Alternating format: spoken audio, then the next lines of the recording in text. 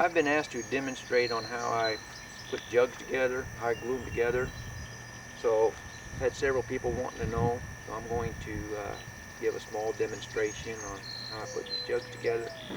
First of all, I take and I decide basically how long I want my jugs, and I cut my pipe. And after I get my pipe all cut, you want to take and you want to knock your burrs off your pipe. And I've already knocked the burrs off of these here. And you want to deburr them, make sure everything's smooth.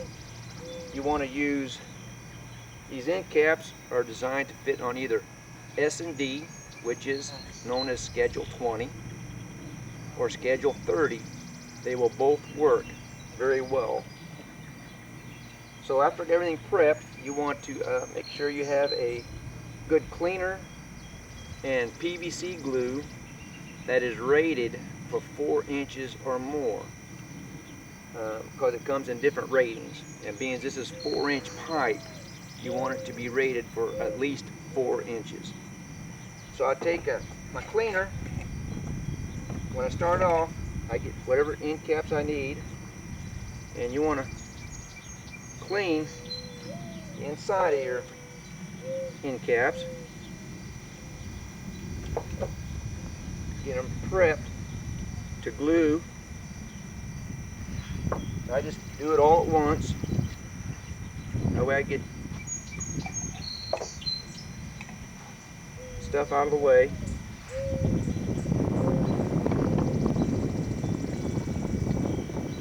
I'm doing the inside of the end cap, making sure it's good and clean. Basically what it's doing is it's softening it up to bind your pipe and your end cap together. That's what cleaner does. You can get this stuff at any local hardware store. And do the same thing with both ends of your pipe. Make sure you get it on there. Be generous with it. Don't be stingy, because it's not something you want your jugs to come apart when you catch a fish. I've never had a jug come apart by doing it this method.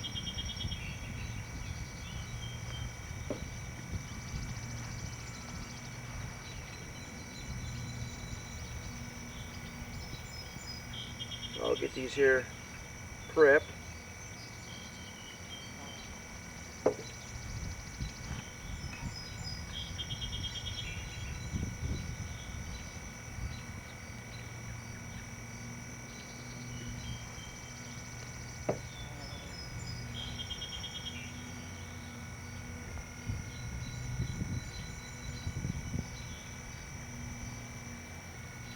Alright, I got that part done.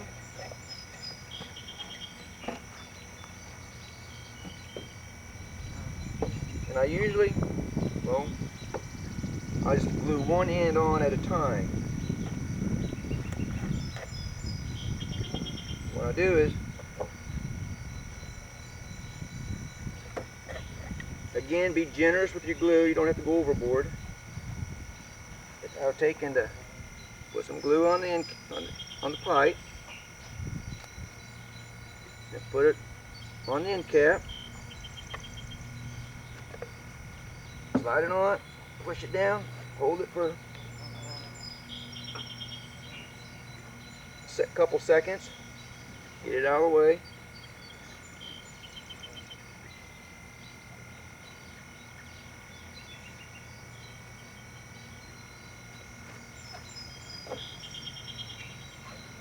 Put it all in there.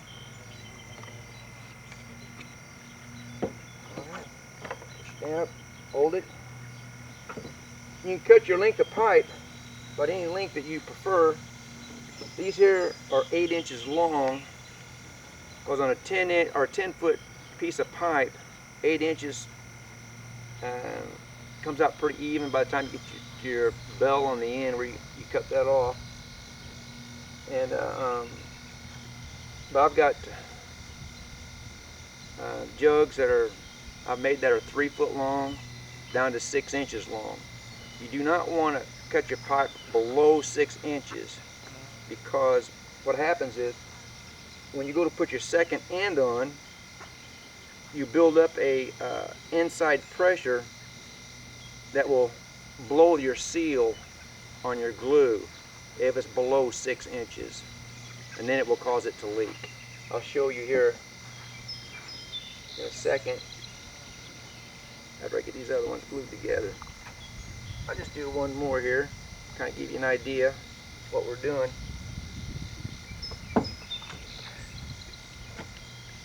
And I keep a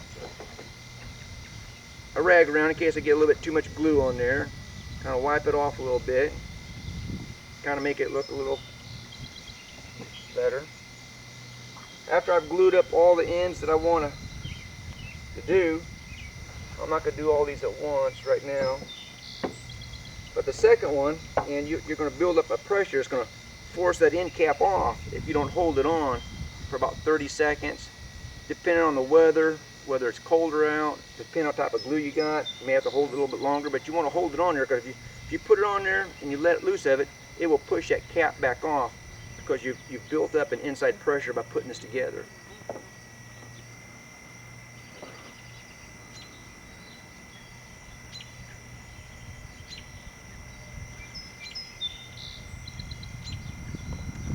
Here's the part that gets kind of, you want to push down on it, and you want to hold it for about 30 seconds to a minute. If you let loose of it too soon before the glue sets up, you can watch it force itself back off.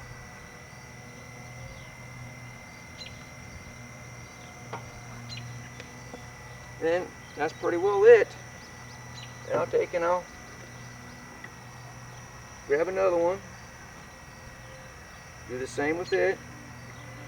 Like I said, be generous with your glue. You don't have to go overboard, but you don't want it to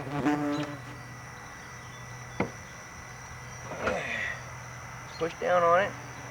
And the shorter the pipe, the greater the inside pressure.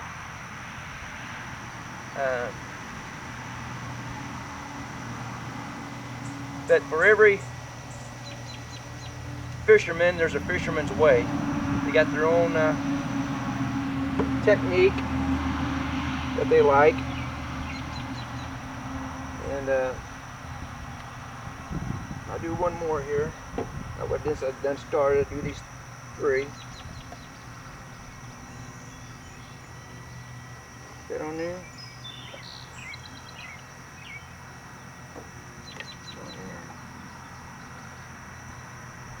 Come on. Push down. Hold it.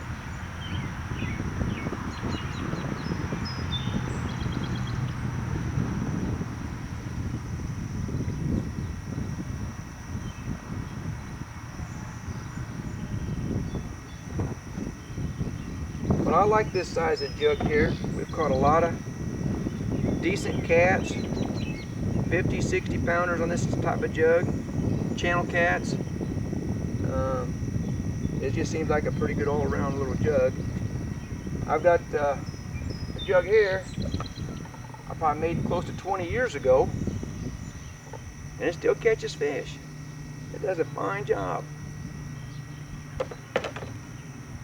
And after you get your jug together, this is just a personal thing, what I like doing. I like putting reflector tape around it.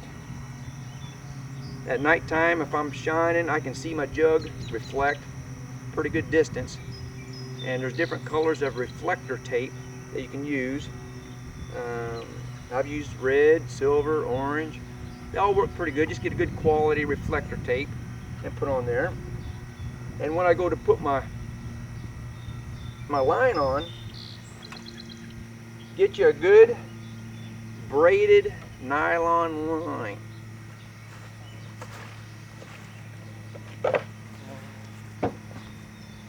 And you want to melt the ends. You don't want to just cut them off, because what happens is it unfrays.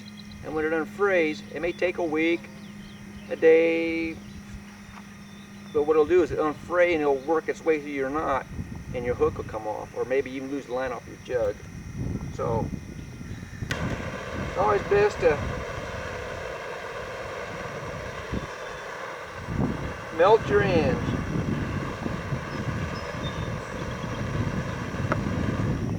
I'll just do this one jug here. I melt my end.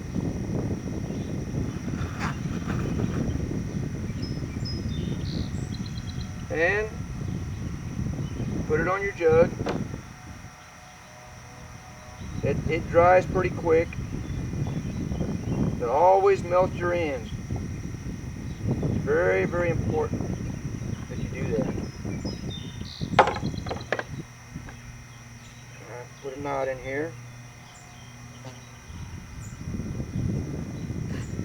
Get that on there. And depending on what size weight you want to use, like I said, for every fisherman there's a fisherman's way. And these are leads I just like using myself. We poured them. Put my weight on there. And here you get your hook. Put your hook on there. And again, I'll put my knot on there. The knot that I enjoy tying. Seems to work fairly well. But there's 100 different types of knots out there that different people use. This is just the one that I use. Based on, I thought is the one that should slide on me. It's making me look bad, but that'll work. And make sure. Wait, stop. This way your bait that you stick on there a fish can get that in his mouth without sucking down the weight at the same time. And then on the other end,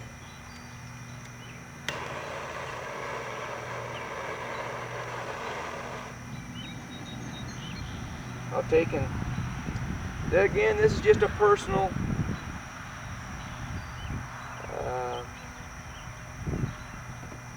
thing that I do because it makes it easier for me.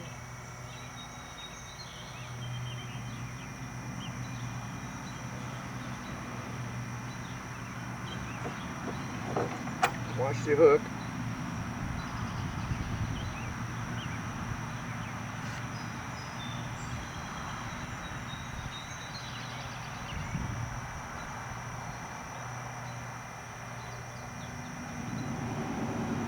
And I do this, and I'll put a rubber band on there. And the reason why I use the rubber band for different reasons. Puts my jug together, but the type of fishing that I enjoy doing the most is fishing flooded timber for big cats. What this rubber band does is it keeps it where I, like on a log or a stump, it keeps it where I put it, and when I go to run my jugs, if my jug is missing, I know it didn't blow away. So now I need to look for a jug that's got a fish on it. And if a big enough fish gets on it, he'll break this rubber band. If he's not big enough, he'll just keep him there, and it uses as a bungee. But then I just take and ramp my jug up.